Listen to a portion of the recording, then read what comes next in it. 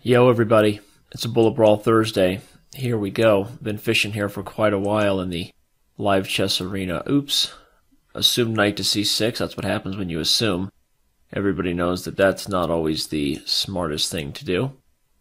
No matter what you're doing, no matter what field you're in, assumptions, don't make them. That's a slogan for you. Well, I'm going to be in a little bit of trouble here, given that I pre-moved d4 after d5, but hopefully nothing too out of control. If I can hold on to the d5 pawn, at least for another moment, maybe I can launch an attack over here on the king side. Or sorry, the queen side, but where the king currently resides. That would be a small goal right now of mine. Maybe we'll get his queen in a little bit of trouble too. Who knows, right? Who knows? Let's castle before things get weird for our king. And even though I'm losing that pawn, I thought I could take this guy with check. Maybe I should attack his queen one more time. Something like g3. And if he trades queens, I'll try to support my center. Support the bishop in the center here on d4. Yeah, he wants this idea of knight to g4, and this is kind of what I was a little bit worried about. To be totally honest with you, I might be in a little bit of trouble here. But I hope not. Hope not. If he plays knight h4, I'm going to play h4. He's going to play g5. Okay, he doesn't want it. Well, that means I will come this way and go for an attack against his king. This will be the idea. Before he mates me, I will try to checkmate him. At least let's hope that it works out, because right now we're really rolling the dice as far as how tricky this position has become. Yeah, I thought he might go this way, but I could take and then take on c7, and then play queen takes b7 check. Hopefully I can get mate before I get mated myself. I'm not even sure that I can, but let's try to actually give this check and then bring the bishop back. This will work. And now we're going to give this other check here on c6, and we're going to try to give a check here. Who knows what's going to happen now? Give this check here, maybe trade here, maybe play h4.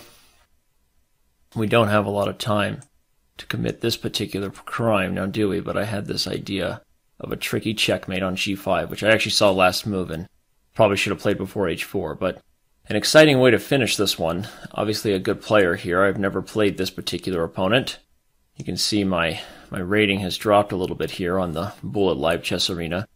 Always stinks when you get on a little bit of a bad roll. I was close to 2600 and played some terrible chess yesterday and the day before, to be honest with you, so I've lost some rating points here, but it doesn't matter. We can work our way back up to mid-2500s here and try to get some other opponents too, but this guy is a taker and he's obviously a strong player, so we're happy to have him. Hopefully I can rinse and repeat this thing like shampoo and maybe get as good of a game as I had last time, although right now that doesn't seem to be the case. We will definitely make a sack. Uh-oh. And we will definitely regret it. Maybe he should have even taken with the bishop, but he didn't. And what I'd like to do is just get, all I really want is just some compensation against his king. I'm not being too ambitious here. All I really want is compensation. Is that too much to ask? Who knows? I'll bring this rook over, keep my queen on the 7th rank in case he takes on g6, so that now at least my queen guards this h7 square. I'd like to bring my knight into a4 as well, but I don't really feel happy about my position at all, to be honest with you. I do not feel happy about this position. He's going to take with check, and we're going to put our king. Oh, no, he doesn't. He's going to take this way and then take with check. We'll put our king on h8, and he's going to play c7, and we're going to resign.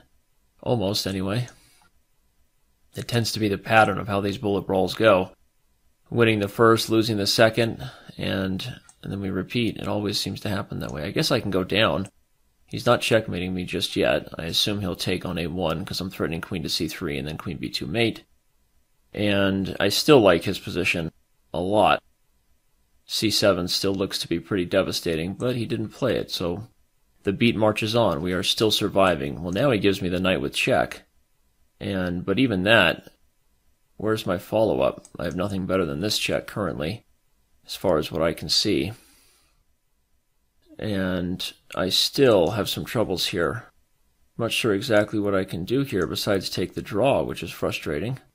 Is there any other way I can let him get a queen? Maybe not. Maybe I'll be the one who loses if I play this way. I'll give this check and then maybe take here with check. This is maybe my idea. Ooh, well, he lets me get it. Oh no, I didn't see the mate. Oh wait, but the queen is pinned. No, it works out actually. I remembered the diagonal was pinned, and well, it looks like we may for the first time in a long time win 2 Bullet Brawl games in a row. It's always good to pre-move on the dark squares when your opponent has a light squared colored bishop, for those wondering. And makes your life a little bit easier when you do that.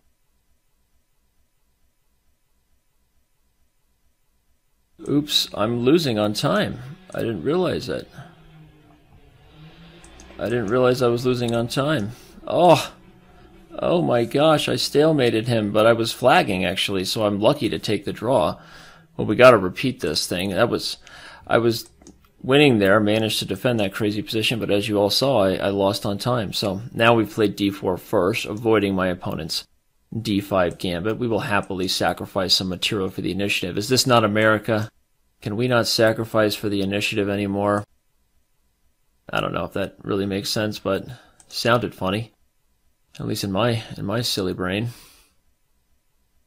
He doesn't want it, right? He doesn't want it. Well, we are okay with that because we can take on f7 and launch an attack with devastating results, because after knight g5 I have this move e6 coming, bam, blocking the bishop's protection of the knight on g4. If he had gone back, it would have been the similar circumstances. This blocks the bishop on c8 and opens up the door for moves like knight f6 or knight f7, forking everybody and their cousin. We all know what happens there. That's a little bit of inbreeding, right? Alabama, you're welcome, royal fork. No, I'm kidding. Well, a lot of things feel good right now, so I'll just play the first move that feels good in my mind. And now we'll put the king on h1. We're going to play f5 check because the king has nowhere else to go. And knight d5 is Chekalina La Shlamba. Well, that was fun. I think we're going to call this Bullet Brawl a day right here. Taking 2.5 out of 3 from my opponent. And everybody who's enjoying these Bullet Brawls, remember you can follow me on Twitter to subscribe and be aware of when the party starts. And everybody, we will see you around on Chess.com.